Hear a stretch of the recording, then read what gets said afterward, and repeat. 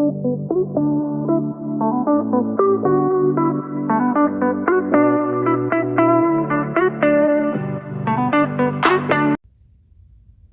friends, my name is Sana. Welcome to Mrs. Perfectly Imperfect Keto, where being perfect is overrated and being imperfect is appreciated. I just wanted to hop on. Today is my day 34 of BBB&E. So I just wanted to kind of just go through how I've been feeling so far. So I want to kind of backtrack a little bit because it's not something I mentioned in my previous videos. But as far as I mentioned, I have been on the ketogenic way of eating for 4 years. My anniversary was January 5th of 2019. So I want to mention, going close to my 3rd-year anniversary, I had noticed that I started getting some digestive issues. I wish I could say exactly what had contributed to the digestive issues. There was not anything I was able to pinpoint. There was nothing new as far as any new foods that I introduced that I had not already incorporated in my keto way of eating. So unfortunately, it was not just kind of an easy pinpointing of something new that would have been introduced. I can definitely tell you just a little backstory. I do not have a gallbladder any longer. I had my gallbladder surgically removed in 2006. So at first I thought that possibly it might just kind of be the issue of having the absence of a gallbladder. So I did seek medical help to find out, kind of to see if anything at all could be found out about exactly what might have been going on. So the gastroenterologist that I had seen wanted to do an endoscopy. So there was 2 endoscopies that were performed on me. One was an upper endoscopy, so they had used a scope to go through my throat, and then there was another scope that definitely checked the other side. So the other side we are referring to is there was another scope that went through my backside. That way both ends of the body can overall be checked when it came to checking everything digestively, to see if there's anything that could be pinpointed. And I also want to mention, because I hear him shouting, that is my 6-year-old. Today is a relaxed homeschool day. So he is over there living his best life. I can assure you he is okay. He is just being a normal 6-year-old boy. But to go ahead and continue on, nothing was found. The gastroenterologist said that he did not see anything that might be impacting me at all. Everything was just clear and clean. Even everything surgically that took place in 2006, everything was entirely healed up. So they basically just released me as no really conclusion could be provided to me. There was no diagnosis at all.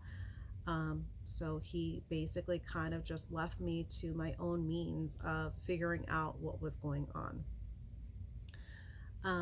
So when I'm talking about digestive issues, it was pretty substantial, to the point where I started kind of feeling like I was a prisoner in my own house. I did not feel comfortable going out on long drives on the weekend. When myself and my husband had off from work, I felt very uncomfortable to be on the highway, knowing that each rest area was a distance away from one another. I felt very uneasy going to any place that I did not know if there would be a restroom readily available. And also for us women, going to very populated areas, we experience a wait time when it comes to using our restroom, opposed to the men's restroom is always a quick experience when it comes to men, that they don't really have to deal with the lines as us women have to deal with. So that was also my fear, is having to need to use the restroom with extreme urgency and not being able to.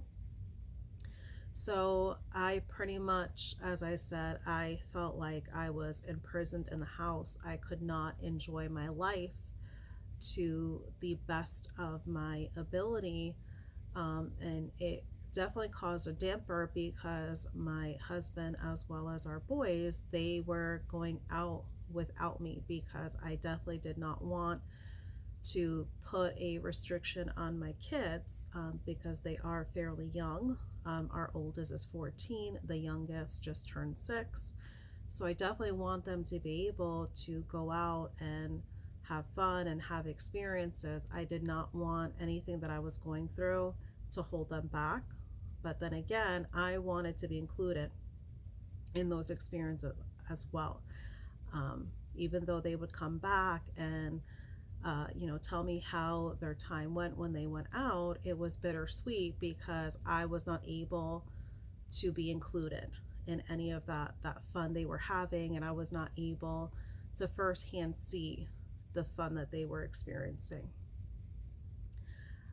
It was the main reason why I decided, 4 years into my keto journey, was to incorporate triple B&E, because I wanted to be able to try to pinpoint possibly what might be affecting me, part of my keto way of eating.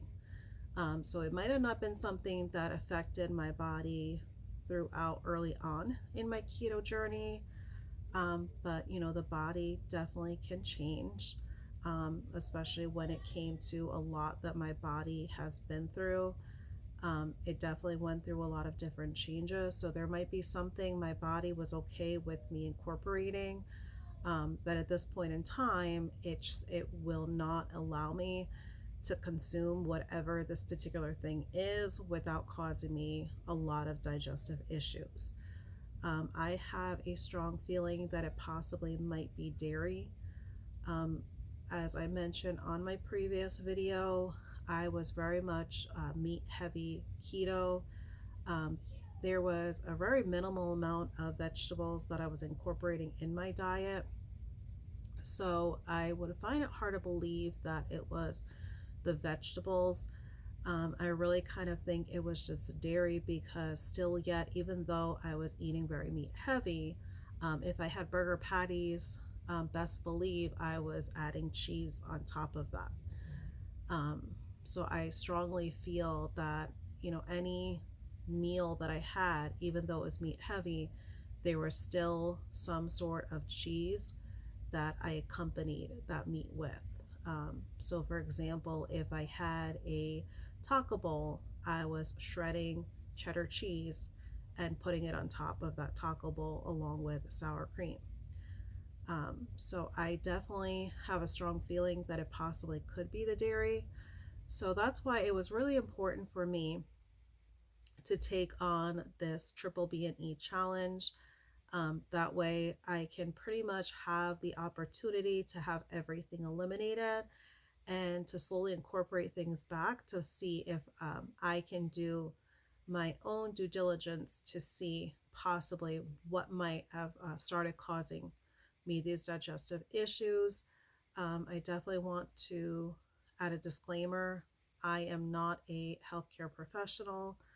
I am not a doctor. I am not a nurse. I am, of course, not your doctor or your nurse. So you are definitely going to want to discuss your personal um, intentions as far as when it comes to taking up any sort of lifestyle change or any change when it comes to your way of eating, because we all are unique. So what might have worked for me um, could be totally different when it comes to yourself.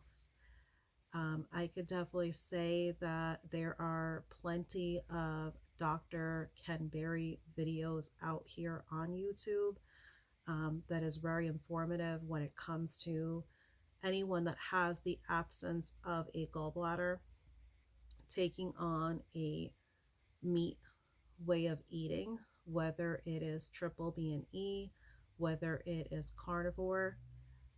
He has plenty of videos out there.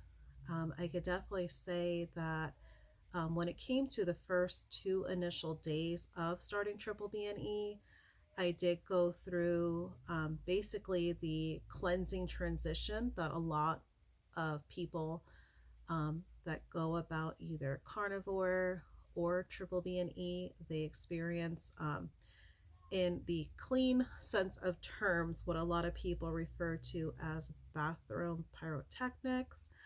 I went through 2 days of going through what I would just consider as a bathroom cleanse.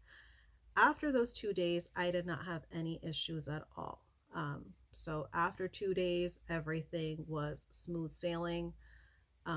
As I've gone out, we have gone on drives. I've never had any issues like I previously was having before. Um, I've just pretty much been able to live my life, which is something I could not do for the past 2 years of my keto journey. That is mainly what has encouraged me to continue on with triple B&E. So that's why, as of today, I am on my 34th day of this way of eating, and I'm excited to start incorporating other foods, slowly introducing them to possibly see if I'm able to pinpoint exactly what I need to eliminate or whatever I need to decrease the amount of times I'm consuming what might be affecting me. So if it is possibly dairy, I don't want to completely eliminate dairy. I might have to do just kind of some, as Nurse Nisha Berry calls it, N equals 1 experimenting. I might have to either first start with incorporating a very small amount with my meal, with possibly just one meal, incorporating a small amount of cheese, for example, and kind of taking it from there to see if that allows me to at least incorporate it part of one meal, a very small amount. If that causes me any problems, I'll have to kind of reevaluate things and possibly see if I need to go about having maybe just 1 or 2 cheese experiences throughout my week and possibly see if that makes a substantial difference. Well, I just wanted to hop on here and kind of just give a little update of how I've been doing, and also kind of mentioning when it comes to everyone's fear when you start this way of eating, whether it be carnivore or triple B&E, you might go through a digestive adjustment, but it definitely ends up passing. Some that have done either triple B&E or carnivore, some mention that they did not go through any bathroom experiences. Some went through it at the beginning, and some would mention that in the beginning they did not have any bathroom trips when it came to the bathroom pyrotechnics, but maybe later on, as they started consuming more fatty meats, they might have had a few bathroom trips, and then things kind of just really adjusted. So as you can see, we all are very unique when we start this way of eating, whether it be carnivore or starting a triple B&E challenge. So we're all going to have a very different experience. So I definitely don't want you to feel like that is going to stop you from trying this way of eating, because as you can hear from my experience, yes, I went through 2 days of having the bathroom cleansing, but this way of eating completely resolved going through 2 years of miserably going through bathroom issues and bathroom trips. So it definitely helped me big time because now I feel like I have a renewed way of freedom about me, that I don't have to restrict my life to being confined in the comfort of the four walls of my house. I can now actually go out and live my life and not have the additional stress of wondering when I'm going to get that urgency of having to use the restroom. That has definitely gone away completely. So that is definitely another major non-skill victory that I had gained from this way of eating. So I definitely encourage any of you that are going through something similar, especially when it comes to the absence of a gallbladder, definitely give it a try. In my experience, I did not have anything to lose because already I was feeling so crummy and so depressed as it was, that I kind of just felt like, what would be the worst that could really happen? Because even when it came to the doctors, they left me to my own demise of what was going to happen from there. I was kind of left with no recourse, so I had to make some sort of change and had to research and experiment for myself. So most definitely do not allow the absence of a gallbladder or your fear of going about eating a meat heavy or a fatty meat way of eating, because very surprisingly, it can heal a lot of different things for you. Well, I'm going to go ahead and wrap this up so I don't make this a complete ramble on rant. But I just want to remind you all that something might have gone imperfect about your day, but please don't forget that your dreams and your goals, they do not have deadlines. I want you all to show yourself some grace, and let's just go ahead and continue to move onward and upward, my friends. I hope you all have a wonderful day. Take care.